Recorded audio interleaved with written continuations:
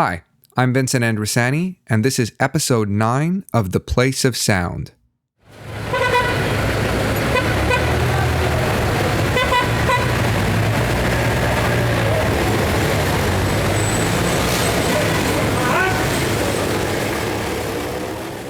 Thanks very much for tuning into this episode, and thanks also to those who've been following along through the first few episodes of the show. For those who are listening for the first time, The Place of Sound is a show that explores the theme of space, or the social geography, using sound and listening. We do so through a variety of audio media production formats, so you can expect to do a few different types of listening in a single show. Episodes consist of what we refer to as audio portraits, or oral history-style interviews that explore the topic of home. Soundscape compositions, which use everyday sounds to communicate the personal and social significance of a given place. And we typically end the episode with a short documentary-style piece that, over recent months, has explored the topic of social isolation, something we know all too well as a result of our lockdown experiences. These are the types of projects that you can expect to hear on The Place of Sound, and all of them are produced by students here at Carleton University. They're what gets produced in Comms 4501, Digital Media Production, which is a fourth-year workshop course in the Communication and Media Studies program.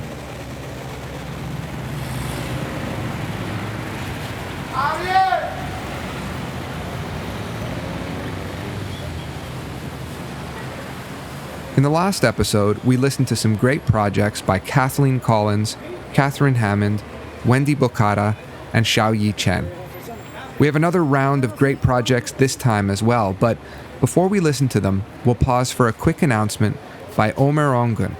Omer is the spouse of Cihan Erdal, a sociology PhD student here at Carleton University, who's been detained in Istanbul since fall of 2020.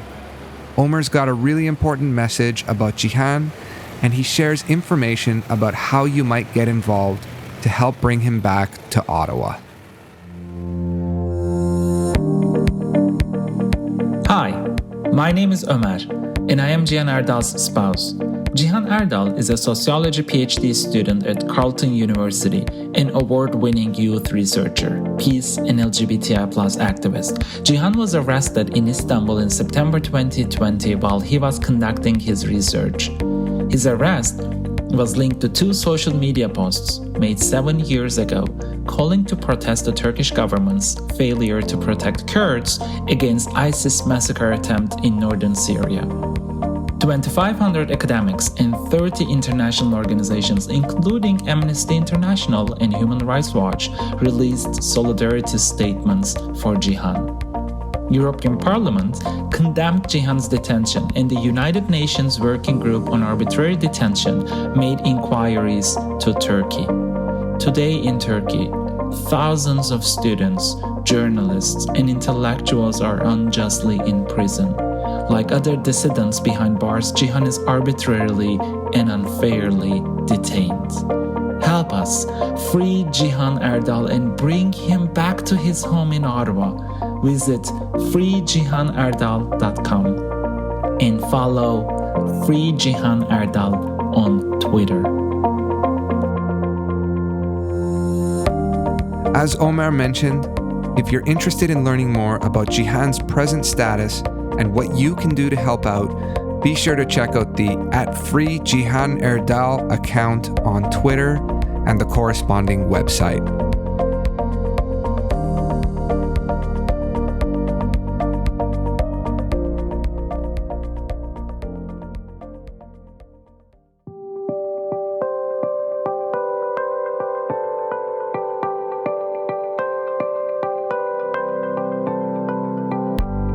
Okay, on to the projects.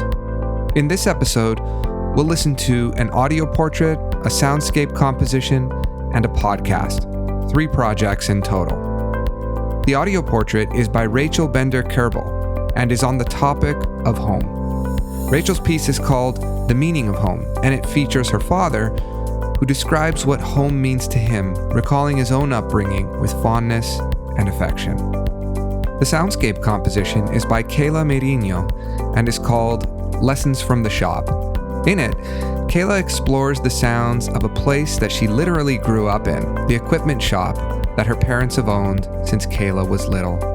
Throughout the piece, Kayla describes the initiative and the drive demonstrated by her folks to grow a successful business, but also she considers what these experiences there might mean in terms of her own career aspiration. And the final project is a short documentary-style piece by Samantha Atkins titled, "You Can't Put That Genie Back in the Bottle." The piece is a fascinating exploration of the tensions between global mobility and immobility before, during, and after the pandemic.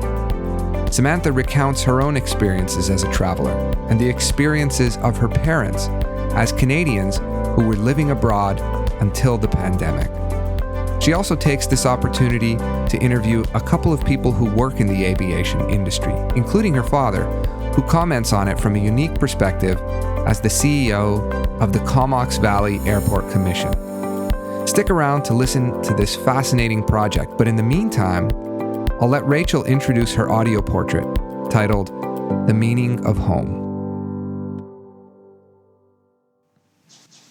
Hi, my name is Rachel Bender-Kerbel, and I am a fourth-year Communications and Media Studies student at Carleton University. This audio portrait is a conversation I had with my dad about the concept of home. We discuss what home means to him and how that meaning has changed over time. We talk about how he has made a sense of home for me and my family, and how that differs from how my grandparents created a sense of home for him growing up. I hope you enjoy. When you guys were very young, it was a place that Mom and I could create where you felt safe and where you felt like you could be yourselves. As you got older, then on top of that, we wanted to make it a place where you could thrive emotionally and where you could thrive intellectually. I think the smell of certain foods cooking. When I was a kid growing up, it was the smell of, it was the smell of, and it was the experience of, for us, a Friday night dinner. So, and this is another interesting tangent we could talk about, which is the role of religion in a home.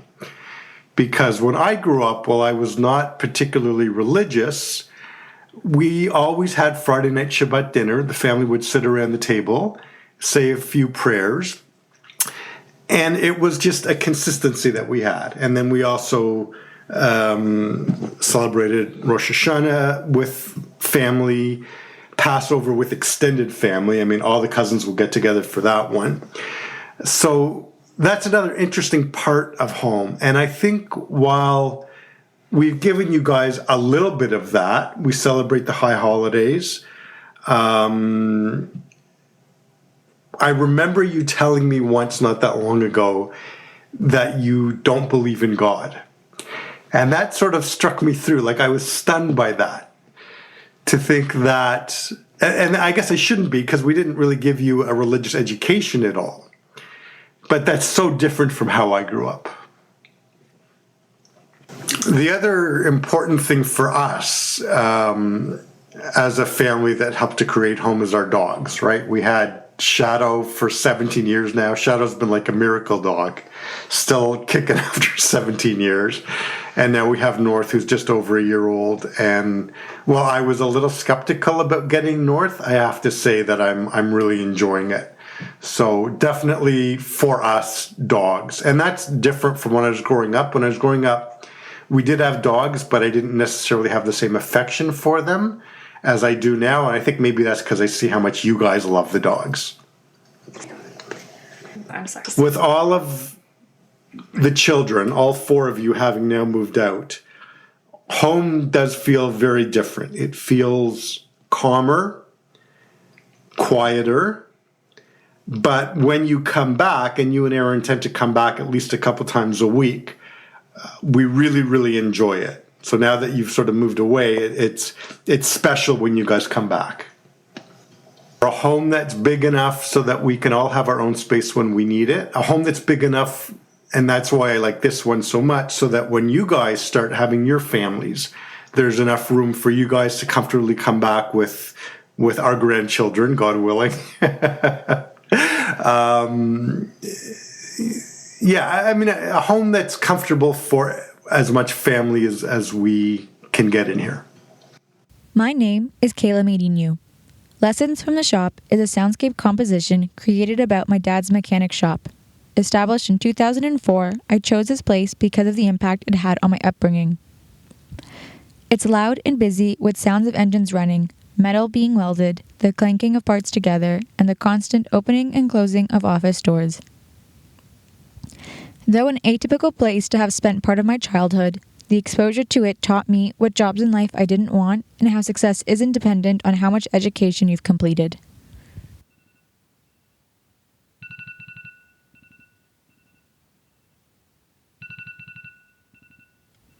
I get an early start to the day to head to the shop.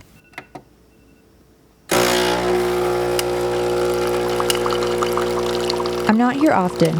The work here isn't something I see myself doing for the rest of my life. But it puts a smile on my dad's face when I pop in.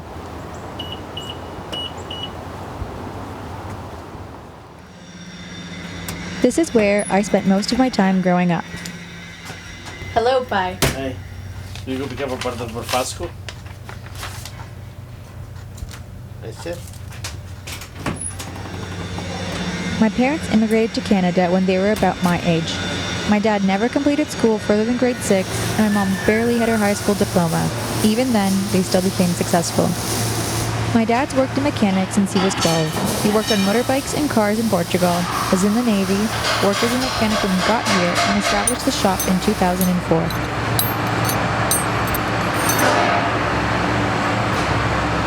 Unfortunately, there's an emphasis on the importance of university.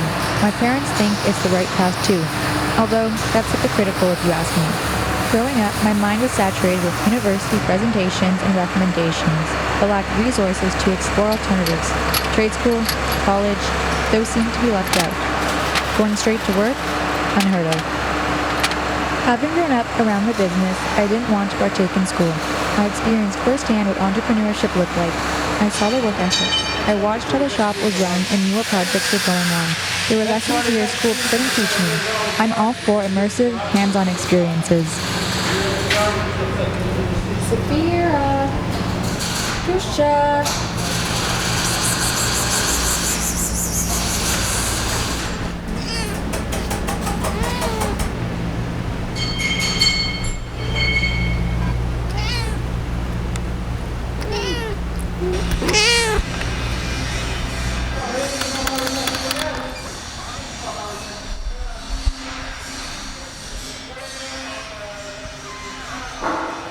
I discovered my dislike of paperwork by being in the office. I never want to be limited to the same four walls, doing repetitive, tedious tasks day in and out. I need changing, challenging tasks and want the flexibility of being able to move my day around or to work from home. Hi, Apex Equipment. Out in the yard, I'm being taught how to handle a boom lift. I want my education to come from experience. Okay, go there. You don't need a degree to prove what knowledge you have. If someone wants a degree, that's fine, but the narrative of a singular route to success is problematic. If my parents had these limiting beliefs, who knows if they would have tried to open up the shop. Because I grew up seeing my parents as leaders and business owners, that inspired me to want to be my own boss as well. With the day done, I head back home. Hi, my name is Sam. This is my podcast titled, You Can't Put That Genie Back in the Bottle, the Airline Industry and Non-Essential Travel Bans. During these unprecedented pandemic times, non-essential travel bans are affecting the airline industries like never before. However, I think that sometimes we forget that there is more to travel than our vacations. We all remember that flight attendant that made our first flight manageable, or the pilot whose funny announcement made the turbulence seem not so bad after all. Where are they during these trying times?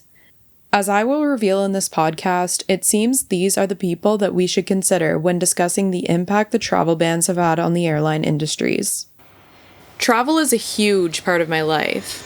Last year, I was living between Canada, where I go to school, and England, where my parents lived. Being able to travel freely between the two countries was something I totally took for granted. Tonight, U.S. cases of coronavirus more than doubling. The CDC confirming all 5 patients in the U.S. had traveled to Wuhan. Tonight, the CDC is expanding its travel warning, urging Americans to avoid non-essential travel to all parts of China, not just the outbreak's epicenter. We are also learning that the federal government is restricting travel from the UK as of midnight tonight. It's a move to stop the spread of a fast-spreading variant of the novel coronavirus.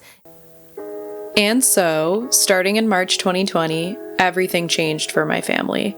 We thought everything would be fine. It would all blow over. I still traveled to London to stay with them for the summer. I even made a TikTok of my experience traveling during the pandemic. It was so rare to fly during this time that my TikTok ended up going viral with 441,000 views. It went like this. I traveled international during a global pandemic, so you don't have to. Don't worry, I was going home, and we got all these cleaning supplies, and the airports were super empty. My flight was literally the only flight leaving from Toronto International. It was so abandoned, there was a bird. But then I still got a beer, and then my flight was super empty. There was only one person in my section. We had to wear a mask for the full 7 hours.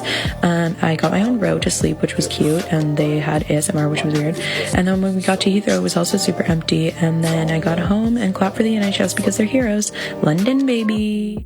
And my sister and I even took a trip to Amsterdam. But this summer actually was too good to be true. Because in the months after my sister and I came back to Ottawa, it became clear that we would not be able to travel like that again. So, my parents moved back to Canada. I decided to talk to my dad about the decision to move from England to British Columbia. Your life was affected by the pandemic, living overseas from Canada. And then, well, I mean, we could still fly, but as soon as you guys got back to Canada, you couldn't fly anymore. We rely a lot on global mobility, and the rug was pulled out from under you. And that led to some pretty big life changes. I'm sure it wasn't the only factor, but... So, no, it wasn't the only factor. There was 2 factors involved. One was the opportunity of this current position becoming available. And if there hadn't have been a pandemic, I'm not sure I would have taken this opportunity, because we were over in Europe to work and to see Europe. And so the combination of the pandemic meant that I wasn't able to do the job or the leisure activities that I'd gone over there to do. And then having both of our daughters here in Canada while we were overseas during a global pandemic meant that we couldn't just hop on an airplane and come if we needed you. I mean, my grandfather was a traveling salesman when it meant getting on a boat and going to India for 6 months and coming back. That's not the world we live in today. In certain ways, London, England was closer to Ottawa than Comox, British Columbia is, in terms of 1 flight or 2 flights and a little closer. But the moment the country started putting up barriers, well, the freedom of mobility, the ability to get home or for you girls to come to see us was being impacted. And that was something that your mother and I were just not comfortable with. And so the combination of this job as an opportunity, not being able to travel for leisure, not being able to do the things at work that I went over there to do, and being in a different country than our daughters during a pandemic was just something that made the decision to relocate back to Comox an easy one. So there you have it. My family and I were personally affected by the travel barriers caused by government responses to the COVID-19 pandemic. But I've come to realize that my personal ability to travel is not where the impacts of the virus on the travel and airline industries end. Take it from my dad, who has a much more informed perspective than I do. So I'm the Chief Executive Officer at the Comox Valley Airport Commission. He's actually the CEO of an airport, and he's witnessed firsthand the impact that the pandemic and travel restrictions have had on the Comox Valley Airport and the airline industry as a whole. If you follow the current government advice, you're only supposed to travel for essential reasons. So currently we are at 15% of our normal passenger levels for this time of the year. It was only worse right at the beginning, the first month or two of the pandemic, and then things started to recover. But since the second wave at Christmas and then since then, we've been down to about 85% from our normal traffic. Like, obviously the industry is hurting. Well, the industry is hurting. I mean, for the Comox Valley Airport, we made a commitment, again, that small family atmosphere, to try to keep a lot of our staff employed. A lot of them they're in situations where they can't afford to not have the job. They live paycheck to paycheck. And the Canadian government's Canadian Emergency Wage Subsidy has helped a lot. So it's paying about 65% of our wages. So it's allowed us to weather the storm. You know, we're still losing. We usually would have revenues or profits of $2.5 to $3 million a year. And this year, our last fiscal year, we're going to be down, but still, a complete reversal from where we were even a year ago before the pandemic. The Comox Airport has not had to lay anyone off despite their drastic reduction in flights and profit. But not everyone has been so lucky. You were a flight attendant? Yes, exactly. I was a flight attendant. And you lost your job because of COVID? Well, exactly. Because of COVID and the fact that COVID affected the aviation industry. My best friend, Maude, was laid off from her job as a flight attendant due to the non-essential travel bans and resulting lack of flights. I quickly realized that with time passing and the way that COVID was affecting the entire world with the lockdowns, and I realized that I was not going to be headed back to aviation for a little while. So now it has made me kind of like, I have a career change here that I didn't really think about. Big changes. And haven't really figured it out still. I mean, we're a year later, like I still have bills, like life still continues on. You can't just sit around and wait. So, I mean, here I am trying to find something that brings me as much joy as what being a flight attendant was. But I still hope that I will go back. I mean, I think that we all have to keep hope for the things that we want. So I try to focus on like the positive. And obviously the shock of losing a job will involve financials and concerns about paying the bills. But for Maude, her role as a flight attendant was so important to her identity. And it's really hard too. Like, it was one thing losing a job during a pandemic, but losing your passion during a pandemic, then having to do the whole career change. Being a flight attendant was my passion. Like, going to work was not work. So when you find a job where you don't feel like you actually have to work, even though it is work, like that, it's the best feeling in the world. So when I go from losing like my whole identity almost. My dad feels similarly. It seems that the airline industry is full of passionate people. But it does seem to be one of those jobs that people really love to do. And I definitely really love flying and miss it already. The other thing, I think that a reason a lot of other people like flying or like aviation is because it opens up a world of possibilities. You get to go places, you get to see things that otherwise, are out of reach. And even if you're in an airline job, you fly to a different city, you might only spend 6, 12, 18 hours there, but at least you get to get out and walk around in a different city and then come home again. So there's definitely a sense of adventure. There have been concerns in the media regarding the airline and travel industries and their role in the spread of COVID. As much as I want aviation to come back, there's the whole thing with COVID, and the only reason it got here was because of aviation, and who's to blame, or we always look for people to blame. You got to look at all the positives that a global transportation system creates. The fact is there's more ability to get on an airplane and treat disease or move supplies. The vaccine is being shipped by air. So it did play a role in the spread, undoubtedly, because that's how it gets from country to country. But, the Spanish flu still made it around the world. That was before air travel. So, but from the context of this podcast, I'm sure you can understand that there are real human lives that are dependent on these industries. My dad and his employees' livelihoods could be on the line, and others haven't been so lucky. Maud is facing an unexpected career change and a loss of the job she loved. These are real consequences of limiting travel. Listen, I understand the ban on non-essential travel and the cost of the virus, but the pandemic and the emphasis on slowing the spread will be over someday. While some people speculate that the travel and airline industries may never recover, my dad so eloquently argues, in terms of global mobility, you can't put that genie back in the bottle. In this global world in which we live, when people just don't live in the same city anymore, or even in the same country, it is so important to connect a country like Canada that is so big.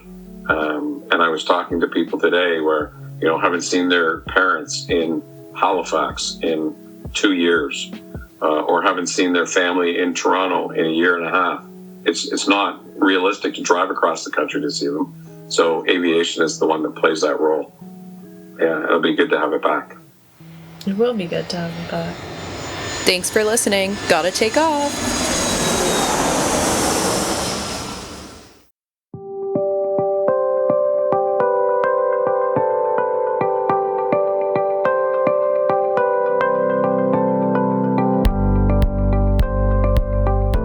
Thanks very much for tuning in to this episode of The Place of Sound. But before I sign off, a couple of quick notes. The first is about the new featured work section on the Place of Sound website. It's a blog that presents some of the individual projects that you'll hear or have heard on this show. On the site, you're of course able to play the audio work itself, but you can also see some of the original photos and the writing that students produce to go along with the audio. Since you can't read that writing or see those photos on the radio show, this is a great way to access it. So check that out in the blog section on theplaceofsound.ca. And the second note is that we've now put together enough episodes that there's a bit of an archive emerging. To listen back to previous episodes, you can find them in two places, on ckcufm.com or on the website at theplaceofsound.ca.